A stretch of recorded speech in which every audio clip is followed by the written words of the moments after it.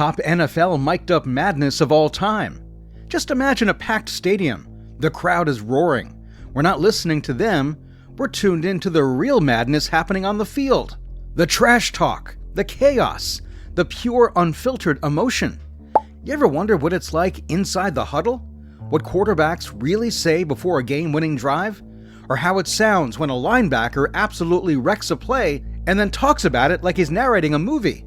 Well, buckle up, because we're diving into the mic'd up moments in NFL history.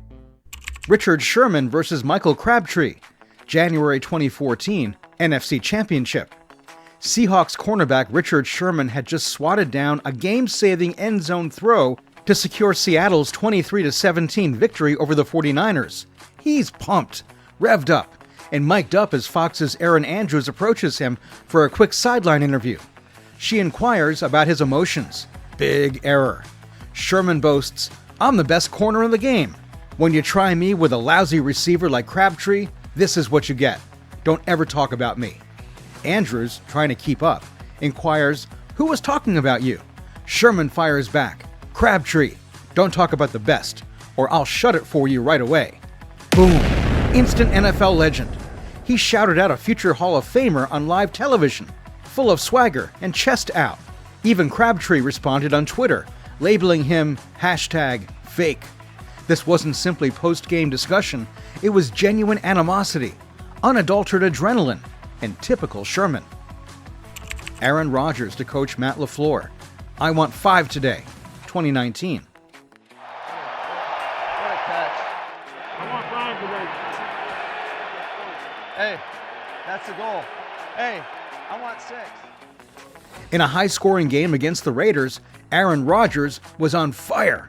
After throwing an early touchdown, he walked over to the sideline, grabbed a towel, leaned over the assistant coach's microphone, and slyly said, "I want 5 today. That's 1. His head coach Matt LaFleur simply chuckled and replied, "Hey, that's the goal. I want 6. And Rodgers, he was not kidding. He went full video game mode, 25 for 31, 429 yards, 5 passing touchdowns, and 1 run-in himself. Green Bay cruised to a 42-24 victory. This was not about trash talking. Rodgers dared himself.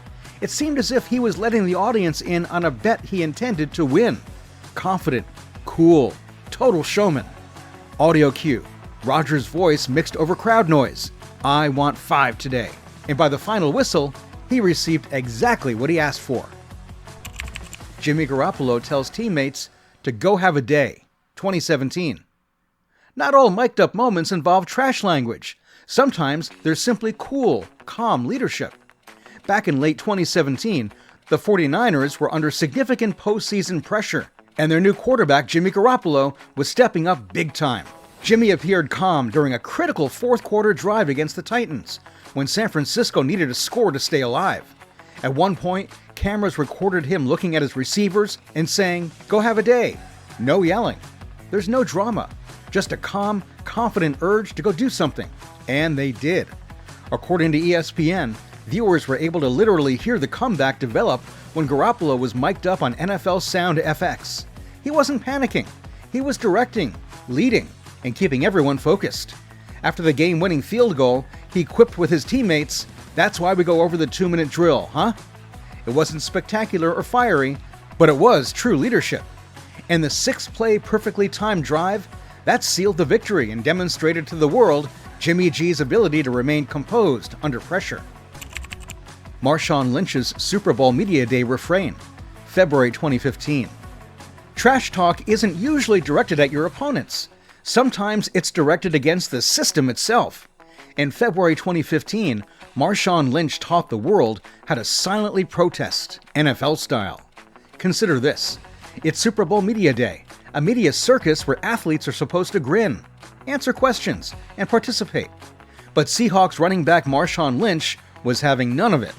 He was fed up with the never-ending questioning, the media preoccupation, and frankly, the NFL's rules, which forced him to talk when he clearly did not want to. So what did he do? He showed up, sat down on the podium, and answered every question, including strategy, snacks, and what does this game mean to you, with the same answer. "I'm here, so I won't get fined." or they could misconstrue your words? Just so I won't get fined, boss. Are you still about that action, boss? Deadpan, calm, like a broken record with something to prove. Reporters kept attempting to crack him, but he stuck to that one line. For nearly 5 minutes, ESPN counted 29 questions with identical answers. Then, as soon as he appeared, Marshawn stood up and walked away. Here's why it was important. The NFL had warned him. If he did not attend Media Day, he may risk a $500,000 fine. So Lynch obeyed the rules exactly. He showed up, but entirely ignored the spirit of the occasion. He gave them what they wanted, but not in the way they expected. It was brazen, it was funny, and it immediately went viral.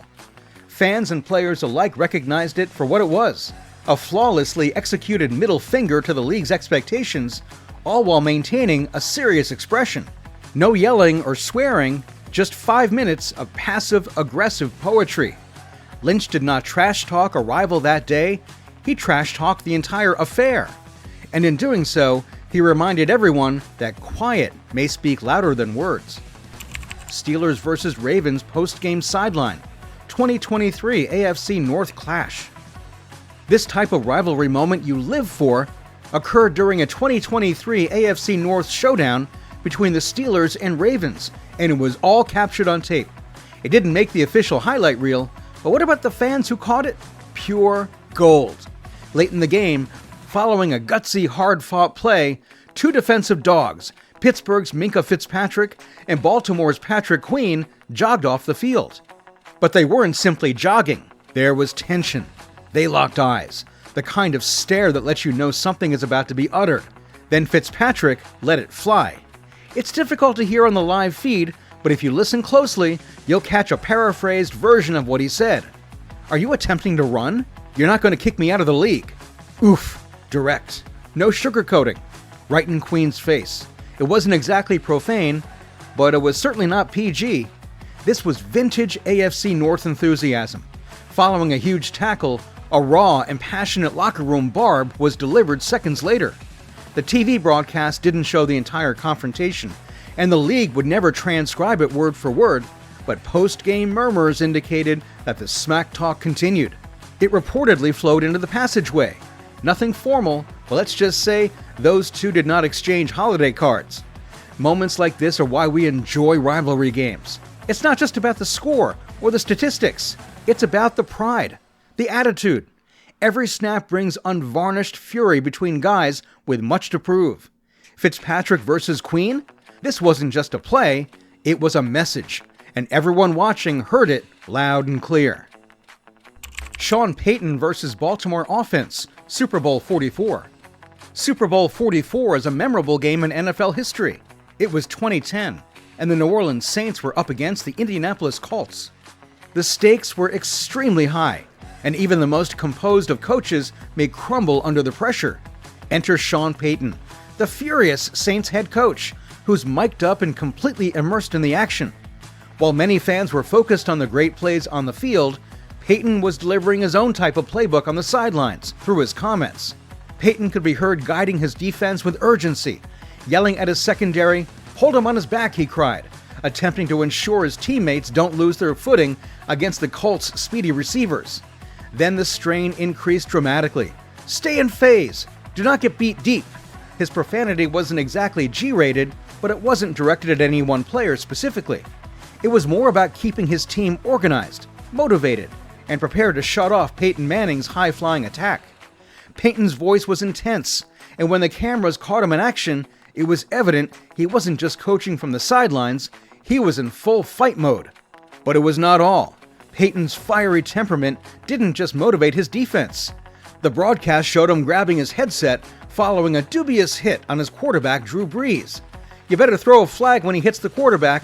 That was a blow to the head," he cried, waving frantically at the officials. Here he was, on the biggest platform of his career, trash-talking NFL officials while seeking justice for his team. While this was not part of the game plan, it demonstrated Peyton's commitment to every facet of the Super Bowl, regardless of who was on the other side of the whistle. The play that defined Peyton's philosophy began with a boom. Malcolm Jenkins, one of Peyton's defensive backs, came through with a game-changing interception return touchdown. It was a pivotal moment that many fans, including Peyton himself, will never forget. Brandon Marshall mic'd up. Practice banter, 2014 to 2016. Let's talk about Brandon Marshall during training camp, not in a game, but in the midst of practice, where his true personality shines. Between 2014 and 2016, NFL Films Sound FX filmed him doing what he did best off the field, talking serious trash with style. One fan favorite clip shows Marshall shouting, "Stand up!" as he removes a running back's helmet during a drill. This is football, baby. Then when a defensive back drops an easy throw, Marshall doesn't hesitate. I could catch that on the toilet. And the way he says it, grinning, perhaps even spiking the ball for emphasis, is pure Marshall intensity, pure confidence, pure chaos. Those clips were not shown during games, they were from practice sessions, generally with the Jets or Dolphins, depending on the year. But they were gold. In another scene, Marshall is in the end zone yelling, "All these dudes keep soft blocking me. I'm gonna cut you all." You hear his deep, commanding voice over the cacophony of drills, and it's clear, this isn't just banter, it's battle. Marshall wasn't looking to make friends out there, he was big-dogging everybody. Whether it was, "I'm gonna eat you alive," or something more inventive and typically uncensored, he used every insult in the book to stir things up. But that's training camp. It's fierce, cutthroat, and all about getting inside each other's brains. Marshall just happened to be an expert at it. Even years later, fans remember those mic'd up moments not just for the laughter, but also because they provided a front row ticket to help players like Marshall push teammates hard. It was football, it was fire, and it was enjoyable. Bill Belichick's sideline swaps, various years. Bill Belichick isn't known for delivering heated speeches, but when he does, it hits home. NFL Films Sound FX captured him in full deadpan mode, muttering gems like, "Do your expletive job," without even flinching. What happens after a defensive touchdown? There was no joy. Just a quiet, "You think that's going to be too much expletive for them?" Classic Hoodie. He's not shouting, he's deliberately murmuring. When a receiver broke wide open in another footage, Belichick screamed into the headset, "Cover the deep expletive." No emotion, just cold instructions. He even yelled at a missed block. "That's a punch, you expletive." The man is terrible even at a whisper, so volume is unnecessary. While his teammates go wild, Belichick remains motionless on the bench, arms folded and stone-faced. This makes him even terrifying. He's not ranting, he's calculating, and it is pure sideline gold. Late game exchange. Not in my house. 2014 Seahawks game. Some NFL mic'd up moments just stick with you, like Earl Thomas yelling "Not in my house" during a 2014 Seahawks-Dolphins game is one of them. After snagging an interception, Thomas did not hold back. He shouted it right at the Dolphins offense, loud and proud. No script, no filter, just raw emotion. On the other sideline, a Dolphins player could be heard groaning, "We missed it, Thomas had it," like he knew that moment changed the game. The whole thing was caught on NFL Sound FX, from the pick to the celebration of Thomas speaking into his armband radio. These aren't your typical highlight clips. They're the little in-between moments that show you how intense and personal football gets when the mic is hot. From locker room legends to sideline savagery, these mic'd up moments gave us raw, unscripted NFL gold. It's not just the hits, it's the heat behind the words. Whether it's quiet confidence or all-out chaos, one thing's clear, the mic never lies. If you like this video, make sure to hit the like, subscribe, and stay tuned for more madness.